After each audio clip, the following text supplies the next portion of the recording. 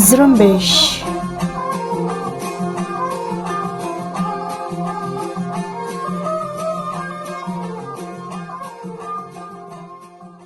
یہ ریڈیو زرمبش اردو کی آواز ہے۔ آج 6 اگست جمعے کا دن اور سال 2021 ہے اور میں ہوں آپ کی میزبان سارین بلوچ۔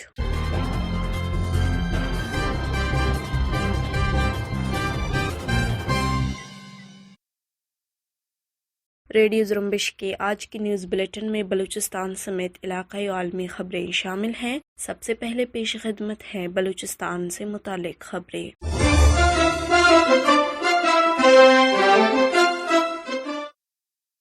نوشکی میں مسلح افراد نے فائرنگ کر کے ایک شخص کو ہلاک کیا۔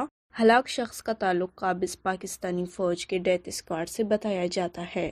ہلاک ہونے والے شخص کا نام علی احمد محمد حسنی بتایا جاتا ہے، جس کو زرین جنگل میں اس کے گھر کے قریب نشانہ بنایا گیا۔ دوسری طرف بلوچ لبریشن آرمی کے ترجمان جیند بلوچ نے کہا ہے، بلوچ لبریشن آرمی کے سرمچاروں نے نوشکی میں خاخوئی کے مقام پر پاکستانی فوج اور خفیہ ادارے کی سربراہی میں چلنے والے ڈیتھ اسکواڈ کے کارندے علی احمد محمد حسنی کو اس کے گھر کے قریب ایک حملے میں ہلاک کر دیا اور اس کا اسلحہ اپنے قبضے میں لے لیا۔ بی ایل اے ترجمان کے مطابق علی احمد نوشکی کے پہاڑی علاقوں خاخوئی، ہجدہ خول اور زرین جنگل میں بلوچ قومی تحریک کے خلاف کام کر رہا تھا۔ مذکورہ شخص ISI ایجنٹ اور خاران میں نفاذ امن نامی ڈیتھ اسکواڈ کے سربراہ مظفر جمالی کے نیٹ ورک سے منسلک تھا، جس کو سال 2012 میں تنظیم نے خاران میں نشانہ بنا کر ہلاک کر دیا تھا۔ کیچ کے علاقے بلیدہ میں قابض پاکستانی فوج نے بدھ کے روز جارحیت کر کے 5 نوجوانوں کو جبری طور پر لاپتہ کر دیا ہے۔ ہمارے نمائندے کے مطابق بلیدہ میں قابض پاکستانی فوج کے خلاف اور بلوچ آزادی پسند مسلح تنظیم بلوچستان لبریشن فرنٹ کی حمایت میں وال چیکنگ کی گئی تھی، جس کے بعد قابض پاکستانی فوج نے سلو، سوراب، کورے، ای پشت اور ریکو میں جارحیت کر کے دادشاہ ولد ماسٹر رحیم بخش، گوہرم ولد ماسٹر داد جان اور عیسیٰ ساکنان سلو، لیاقت ولد عبداللہ سکنے سوراب کورے پشت اور استاد عبدالستار سکنے ریکو کو جبری طور پر لاپتہ کر دیا۔ دوسری طرف پنجگور سے ایک اور 9 عمر لڑکا قابوس ولد محمد اسلم لاپتہ ہو گیا ہے۔ علاقائی ذرائع کا کہنا ہے کہ چتکان پنجگور کے رہنے والا 9 عمر لڑکا قابوس بدھ کی شام 4 بجے سے لاپتہ ہے۔ سوشل میڈیا پر پنجگور کے شہری اس واقعے کو گزشتہ دنوں اغوا کے بعد قتل کیے جانے والے 3 سالہ بچے قدیر خلیل کے اغوا سے جوڑ رہے ہیں۔ شہریوں کا کہنا ہے کہ بچوں کا اغوا تشویشناک ہے۔ آورنگ کے علاقے جھاؤ میں جھاؤ سیڈ کے مقام پر 2 اگست کو قابض پاکستانی فوج پر ہوئے ایک بم دھماکے کے نتیجے میں پاکستانی فوج کے کم از کم 4 اہلکار ہلاک اور متعدد زخمی ہوئے ہیں۔ اس دھماکے کی نوعیت اور تفصیلات تاحال سامنے نہیں آئے ہیں۔ پاکستانی فوج کی طرف سے بھی اب تک اس بارے میں کوئی بیان سامنے نہیں آیا ہے اور نہ ہی اب تک بلوچ مسلح آزادی پسند تنظیم نے اس واقعے کی ذمہ داری قبول کی ہے۔ اس واقعے کے رد عمل میں قابض پاکستانی فوج نے علاقے کو گھیرے میں لے کر جارحیت شروع کی ہے، جنہیں جنگی ہیلی کاپٹروں کی مدد حاصل ہے۔ علاقائی ذرائع کے مطابق بلوچستان لیویز فورس کے اہلکار بھی پاکستانی فوج کی معاونت میں اس کارروائی میں حصہ لے رہے ہیں۔ دوسری طرف پنجگور سے اطلاعات ہے کہ بڑے پیمانے پر فوجی نقل و حرکت دیکھی گئی ہے اور بدھ کی دوپہر پنجگور کے علاقے کلکور میں 15 سے 20 کے لگ بھگ فوجی گاڑیاں علاقے میں داخل ہوئے ہیں۔ خدشہ ظاہر کیا جا رہا ہے کہ علاقے میں بڑے پیمانے پر فوجی جارحیت کی تیاری کی جا رہی ہے، تاہم علاقے میں مواصلاتی نظام نہ ہونے کی وجہ سے دیگر تفصیلات تک رسائی حاصل کرنے میں مشکلات کا سامنا ہے۔ شال سے لاپتہ عوامی نیشنل پارٹی کے مرکزی کمیٹی کے ممبر ملک عبید اللہ قاسی کو قتل کر دیا گیا ہے۔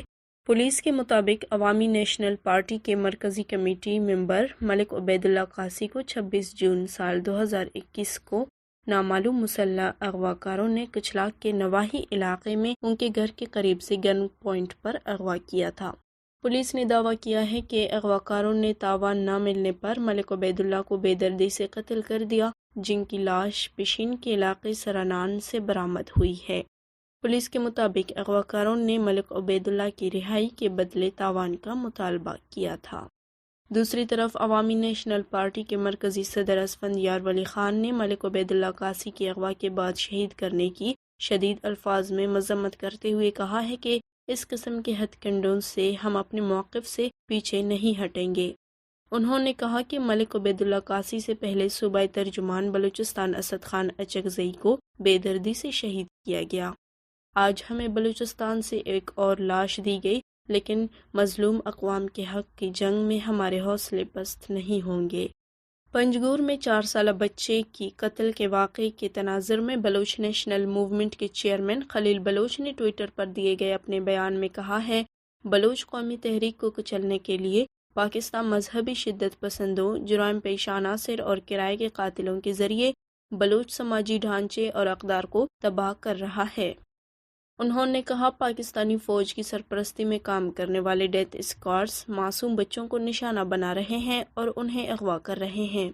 اس کی تازہ ترین مثال پنجگور میں 4 سالہ قدیر احمد کا قتل ہے۔ معاشرے کے تمام طبقات کو اس گھناؤنے عمل کے خلاف آواز اٹھانا چاہیے۔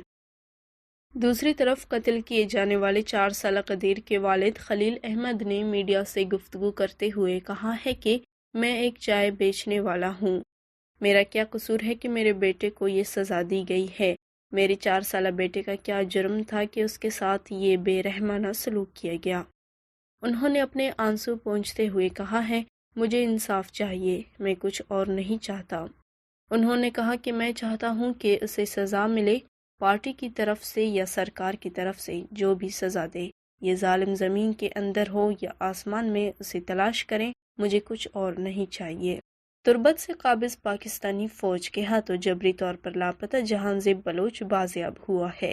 لاپتہ افراد کی بازیابی کے لیے سرگرم تنظیم voice for Baloch missing persons نے جہانزیب بلوچ کی رہائی کی تصدیق کر دی ہے۔ Voice for Baloch missing persons کے مطابق جہانزیب بلوچ کو 9 اپریل کو آبسر بلوچی بازار سے لاپتہ کیا گیا تھا، جبکہ اس کے ساتھ لاپتہ ہونے والے عیسیٰ میر دوست اور جلیل پھلین تاحال لاپتہ ہیں۔ Voice for Baloch missing persons نے امید ظاہر کی ہے حکومت عیسیٰ اور جلیل کی بازیابی کو بھی یقینی بنانے میں اپنی کردار ادا کرے گی۔ ڈپٹی کمشنر تربت کی جانب سے لاک ڈاؤن کی خلاف ورزی پر انجمن تاجران نے انتظامیہ کے لاک ڈاؤن کے فیصلے کو مسترد کرتے ہوئے آج سے SOPs پر مکمل عمل درآمد کے ساتھ دکانیں کھولنے کا اعلان کیا ہے۔ ڈپٹی کمشنر کی طرف سے کشمیر کے حوالے سے منعقدہ سرکاری احتجاجی مظاہرے میں SOPs اور لاک ڈاؤن دونوں کی خلاف ورزی کی گئی۔ اس خلاف ورزی اور بد انتظامی کے خلاف شہریوں نے شدید رد عمل کا اظہار کیا۔ سوشل میڈیا پر طنز کیا جا رہا ہے کہ کیچ سے کورونا کا خاتمہ ہو گیا ہے، اس لیے سرکاری ریلیاں نکالی جا رہی ہیں، تو لاک ڈاؤن کی کیا ضرورت؟ انجمن تاجران کیچ کے ترجمان نے اپنے ایک بیان میں کہا کہ انتظامیہ کی جانب سے لاک ڈاؤن کی مدت پوری ہونے اور انتظامیہ کی جانب سے لاک ڈاؤن کی خلاف ورزی کرنے کی وجہ سے انجمن تاجران کیچ 6 اگست سال 2021 سے لاک ڈاؤن ختم کرنے کا اعلان کرتی ہے۔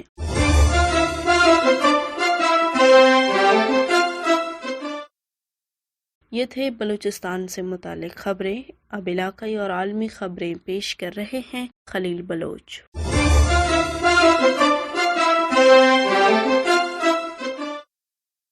پاکستان کے علاقے رحیم یارکان کے علاقے بھونگ میں مسلمان شدت پسندوں نے ایک ہندو مندر میں توڑ پھوڑ کے بعد مندر کو آگ لگا دی ہے، جبکہ مندر میں موجود مقدس مورتیوں کی بے حرمتی کی ہے۔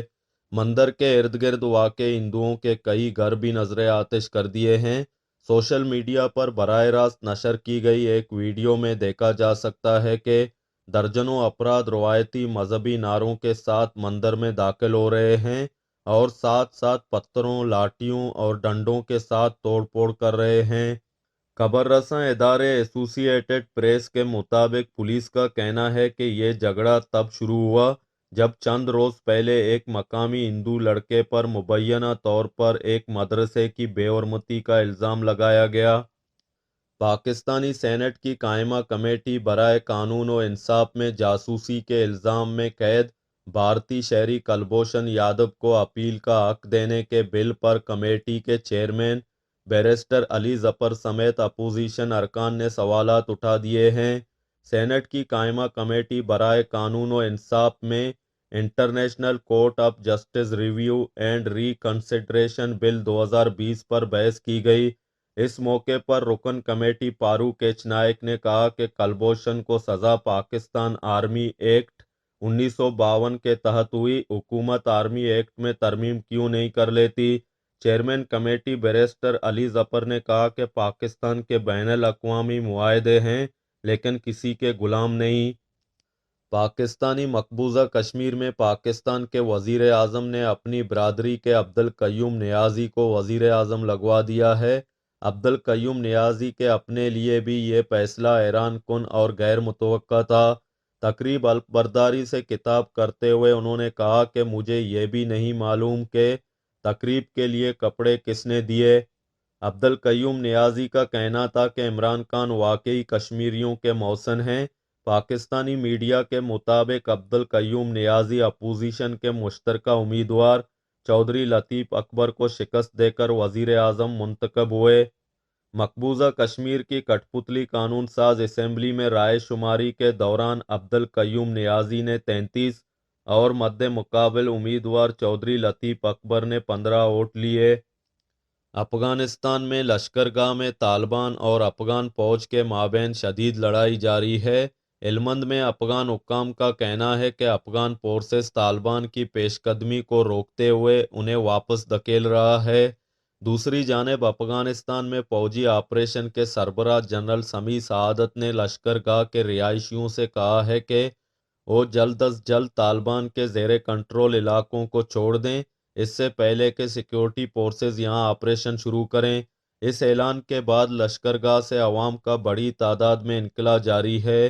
افغانستان میں انسانی حقوق کی ایک تنظیم کی جانب سے جاری کردہ ایک رپورٹ میں یہ دعویٰ کیا گیا ہے کہ گزشتہ ایک ماہ کے دوران افغانستان کے 25 صوبوں سے 32,000 خاندان اپنے گھر چھوڑنے پر مجبور ہوئے ہیں، جبکہ ننگرہار صوبے میں سب سے بڑی تعداد میں نقل مکانی دیکھنے میں آئی۔ ترکی نے امریکہ منتقلی کے منتظر افغان مہاجرین کو قبول کرنے سے انکار کر دیا ہے۔ ترکی کی وزارت خارجہ نے امریکی صدر جو بائیڈن کی انتظامیہ کی جانب سے اس اعلان کو غیر ذمہ دارانہ قرار دیا ہے، جس میں کہا گیا ہے کہ امریکہ منتقلی کے منتظر افغان شہریوں کو اپنا امیگریشن پروسیس مکمل ہونے تک کسی تیسرے ملک میں قیام کرنا ہوگا، جس میں 1 سال سے زیادہ لگ سکتا ہے۔ دوسری جانب ترک وزارت خارجہ کے ترجمان نے بدھ کے روز کہا ہے کہ امریکہ کے اس بیان میں ترکی سے مشورہ کیے بغیر یہ کہا گیا ہے کہ ترکی بھی درخواست گزاروں کے لیے ایک عبوری مقام ہوگا۔ انہوں نے کہا کہ ترکی کے پاس پناہ گزینوں کے ایک اور بحران کا سامنا کرنے کی گنجائش نہیں ہے۔ اسلامی جمہوریہ ایران کے نومنتخب صدر ابراہیم رئیسی نے ایران کے صدر کے عہدے کا حلف اٹھا لیا ہے۔ خبر رساں ایجنسی AFP کے مطابق ملک کے سپریم لیڈر آیت اللہ علی خامنہ ای کی جانب سے لکھے گئے حکم نامے کو چیف آف اسٹاف نے پڑھتے ہوئے کہا کہ لوگوں کی پسند کے بعد میں سمجھدار، قابل، تجربہ کار اور مقبول رہنما ابراہیم رئیسی کو اسلامی جمہوریہ ایران کا صدر بناتا ہوں۔ صدر کا منصب سنبھالنے کے بعد ابراہیم رئیسی نے اپنے پہلے خطاب میں کہا کہ نئی حکومت جابرانہ امریکی پابندیاں اٹھوانے کی پوری کوشش کرے گی۔ بنگلہ دیش کے شمال مغربی علاقے میں کشتی پر جاری شادی کی ایک تقریب پر آسمانی بجلی گرنے سے 17 افراد ہلاک اور 1 درجن زخمی ہو گئے۔ عالمی خبر ایجنسی رائٹرز کی رپورٹ کے مطابق پولیس نے اطلاع دی ہے کہ حادثہ اس وقت پیش آیا جب دلہن کے گھر کی طرف جانے والے افراد کی کشتی شبھ گنج میں دریائے پدما کے کنارے پہنچی۔ پولیس نے کہا ہے کہ ہماری معلومات کے مطابق 17 افراد ہلاک ہو چکے ہیں۔ بنگلہ دیش کے فائر سروس کے عہدیدار مہر الاسلام کا کہنا تھا کہ 14 افراد زخمی ہوئے ہیں اور انہیں اسپتال منتقل کر دیا گیا ہے اور ان زخمیوں میں دلہا بھی شامل ہیں۔ اسرائیل کے نومنتخب وزیر اعظم نے کہا ہے کہ اسرائیل بحر عرب میں اپنے آئل ٹینکر پر ایران کے مبینہ حملے کے خلاف جوابی کارروائی کرے گا۔ دوسری طرف اسرائیلی وزیر دفاع بینی گینٹس نے بدھ کے روز کہا ہے کہ انہوں نے اقوام متحدہ کی سلامتی کونسل میں سفیروں کو بتایا ہے کہ چند روز قبل بحر عرب میں اسرائیل کی ایک تیل بردار جہاز پر حملے کا ماسٹر مائنڈ ایرانی پاسداران انقلاب کے ڈرون یونٹ کا انچارج سعید ارجانی ہے۔ انہوں نے یہ دعویٰ بھی کیا کہ ایران تیزی کے ساتھ جوہری ہتھیاروں کے حصول کی طرف بڑھ رہا ہے اور وہ 10 ہفتے کے اندر اندر جوہری ہتھیاروں کے لیے درکار مواد حاصل کر سکتا ہے۔